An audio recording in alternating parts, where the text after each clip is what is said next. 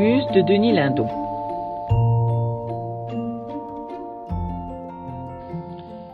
La construction des remparts de Troie. Vous vous souvenez qu'après la mort de Thésée, Jupiter avait chassé Apollon de l'Olympe pour le punir d'avoir massacré quelques cyclopes. Il l'avait en outre privé de ses allocations journalières de nectar et d'ambroisie, ce qui était une manière de lui dire « Tu gagneras désormais ton pain à la sueur de ton front ». Apollon se mit donc à la recherche d'un travail. Dans les offres d'emploi de la Gazette de Troie, il tomba sur une annonce ainsi rédigée. Recherchons pour construction rempart, architecte expérimenté. Adressez candidature avec référence à Laomédon, roi de Troie. Apollon, qui en sa qualité de dieu des arts avait acquis une certaine compétence en matière d'architecture, décida de présenter sa candidature. Troie était à l'époque une grande et riche cité située dans une région qui fait actuellement partie de la Turquie. Comme on peut le voir sur une carte, la ville, bien qu'elle ne fût pas un port, n'était séparée de la mer Égée que par une bande de terre de quelques kilomètres. De l'autre côté de la mer Égée, à quelques centaines de kilomètres de Troie, se trouve la Grèce. Le roi de Troie, Laomédon, était intelligent et aimable, mais peu scrupuleux.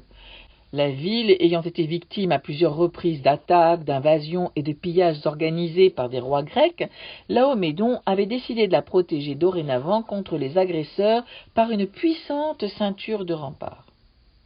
Pour aller lui offrir ses services, Apollon se déguisa en architecte, c'est-à-dire qu'il se laissa pousser les cheveux très longs, tailla sa barbe en collier, s'habilla d'une manière savamment débraillée et prit l'expression à la fois inspirée et nonchalante propre aux membres de cette honorable profession. Il prétendit être un architecte italien et s'appelait Ponola, ce qui, vous l'avez deviné, est l'anagramme d'Apollon. Il raconta au roi Laomédon qu'il avait déjà construit de nombreux remparts en Italie, lui montra des plans et des reproductions de ses prétendus travaux et fit preuve de tant de bagou que Laomédon accepta de lui confier le travail. « Combien me paieras-tu » demanda alors Apollon à Laomédon. « Je te paierai un talent d'or, » répondit Laomédon, « mais à une condition, c'est que les travaux soient achevés dans un délai maximum de 3 ans. La dernière pierre sera posée au terme d'une cérémonie d'inauguration au cours de laquelle je prononcerai un petit discours. Si par malheur pour toi, cette dernière pierre n'est pas posée dans 3 ans, jour pour jour, avant le coucher du soleil, tu ne recevras rien. » Apollon, ou plutôt Ponola, accepta imprudemment cette clause et se mit aussitôt à l'œuvre. Quelques mois plus tard, constatant que les travaux n'avançaient pas assez vite malgré les centaines de maçons et de terrassiers qu'il avait embauchés, il décida de se faire aider par Neptune, qui lui aussi venait d'être banni de l'Olympe pour avoir provoqué par ses manœuvres la mort d'Hercule. Neptune fut présenté à Laomédon sous le nom d'Énuptène. Grâce à son intervention, les travaux s'accélérèrent et le retard put être rattrapé. Le délai fixé par Laomédon expirait un 3 juin. Le 2 juin à midi, tout était terminé. Autour de la ville de Troie s'élevait une ceinture de remparts de pierre, haut de 15 mètres et épais de 2 mètres, percé d'une multitude de meurtrières et surmonté de créneaux, par où les Troyens pouvaient en toute sécurité tirer des flèches, lancer des pierres et verser de l'huile bouillante sur des agresseurs éventuels. Une dizaine d'énormes portes de chêne permettaient l'accès à la ville. En outre, à l'intérieur des remparts, d'immenses entrepôts avaient été construits, permettant aux Troyens d'emmagasiner suffisamment de provisions pour pouvoir soutenir, si nécessaire, un siège de 20 ans. Apollon et Neptune, satisfaits de leur travail, allèrent trouver Laomédon pour lui dire que la cérémonie de pose de la dernière pierre pouvait, comme convenu, être organisée pour le lendemain 3 juin. Mais Laomédon, qui depuis le début était bien décidé à ne pas leur payer ce qu'il leur avait promis, inventa un stratagème perfide. « La cérémonie commencera demain matin à 10 heures, leur dit-il. Vous ferez d'abord un exposé de présentation de votre travail, puis nous offrirons un sacrifice aux dieux en leur demandant d'accorder leur protection éternelle à notre ville. Après quoi, nous nous mettrons à table. Enfin, après le déjeuner, je prononcerai mon discours qui se terminera par la pose solennelle de la dernière pierre. » Apollon et Neptune acceptèrent sans méfiance ce programme. La matinée du 3 juin se déroula comme prévu. L'exposé des architectes dura 1 heure et la cérémonie religieuse 1h30. À 12h30, les 200 invités du roi se mirent à table. Le menu du banquet avait été préparé par Laomédon lui-même.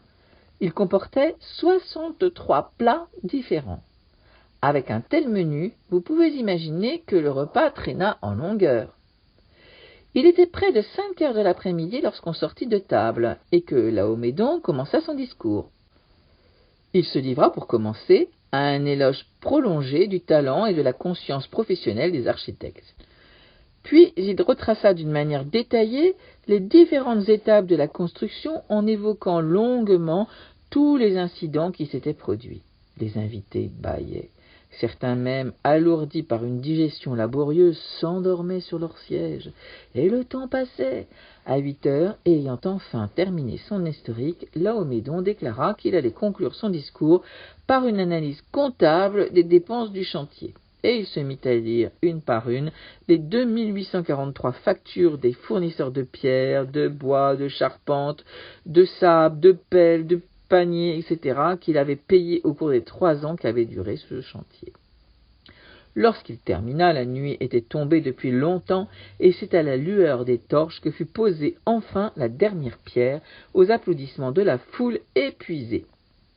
Le lendemain matin, Apollon et Neptune se présentent de bonne heure au palais de Laomédon pour se faire payer leurs honoraires. « Vous plaisantez, leur dit le roi. Il était convenu que vous ne seriez payés que si la dernière pierre était posée 3 ans, jour pour jour, après le début des travaux, avant le coucher du soleil. » Or, ce délai n'a pas été tenu.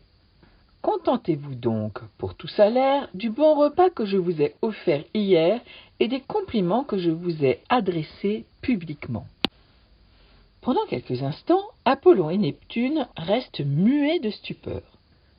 Enfin, Apollon déclare d'une voix étranglée. « Tu nous le paieras cher, espèce de... » Il cherchait une injure qui fût à la hauteur de son indignation. Voleur lui paraissait insuffisant, ainsi que bandit, escroc, ordure ou même crapule.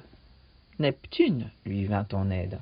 « Espèce de flibustier !» laissa-t-il tomber. Le terme de flibustier désignait alors, et désigne d'ailleurs toujours, des pirates particulièrement dénués de scrupules. Depuis cette époque, il est également utilisé pour désigner des orateurs qui, pour retarder une décision ou un vote dans une assemblée, prononcent à la tribune un discours interminable. Laomédon ne parut pas ému par les menaces des 2 architectes, dont il ignorait toujours la véritable identité, et les renvoya sans ménagement. Mais il n'allait pas tarder à apprendre à ses dépens à qui il avait réellement affaire. Apollon et Neptune, en effet, demandaient peu après audience à Jupiter et, en considération de la longue pénitence qu'ils avaient subie, obtenaient du roi des dieux leur pardon et la restitution de leur pouvoir divin. Aussitôt, pour se venger de Laomédon, Neptune, dieu de la mer, déclenche un raz-de-marée qui inonde toute la plaine autour de la ville de Troie. Cependant qu'Apollon, qui était chargé des questions de santé, provoque dans la ville une épidémie de peste qui décime bientôt la population. À cette époque, lorsqu'un pays était frappé par des catastrophes naturelles de ce genre, ses dirigeants avaient coutume de consulter un oracle, c'est-à-dire un prêtre qui était censé connaître la volonté des dieux. C'est ce que fit Laomédon. L'oracle consulté par lui dévoila le mystère. Les architectes que tu as bernés n'étaient autres qu'Apollon et Neptune, et ce sont eux qui se vengent aujourd'hui en nous envoyant l'inondation et la peste. Leur colère ne s'apaisera que si tu leur sacrifies l'un de tes enfants en l'attachant sur un rocher où un monstre marin viendra le prendre pour le dévorer.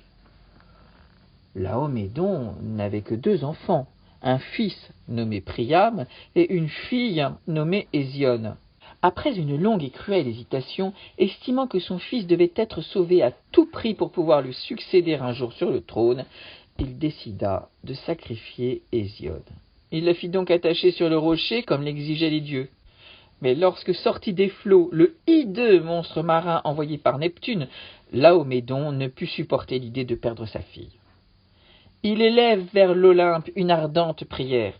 À celui qui sauvera ma fille, je ferai cadeau de mes 2 plus beaux chevaux que je tiens de Jupiter lui-même.